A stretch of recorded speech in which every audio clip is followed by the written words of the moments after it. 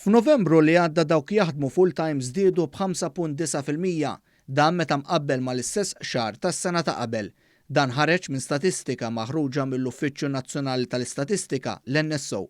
In-numru ta' ħaddiema fis-suq tax-xogħol f'Novembru tas-sena l-oħra kien ta' 226,409. B'hekk fil-11 xahar tas-sena l-oħra, in-numru ta' persuni jaħdmu full-time żdied b'12,518 filwaqt li naqqas in-numru ta' persuni qiegħda b'136. Dawk jaħdmu full-time fis-settur privat żdiedu bi 11,450 biex in-numru tagħhom laħħaq il-175,981 persuna. Dawk jaħdmu fis-settur pubbliku żdiedu bi ftit aktar minn 1,000 persuna biex in-numru laħħaq 48,756. Żieda notevoli ġiet irreġistrata wkoll fin-numru ta' persuni li jaħdmu full-time għal rashom. Fil-fatt dan in-numru ta' ħaddiema f'din il-kategorija żdied b'1,376.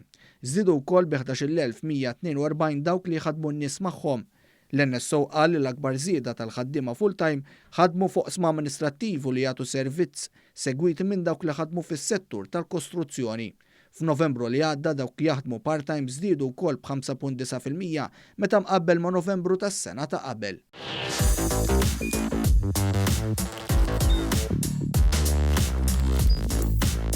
Idħol fuq one.com.mt u hemmhekk tista' tara l-programmi kollha li jxandru fuq One permezz ta' One Play.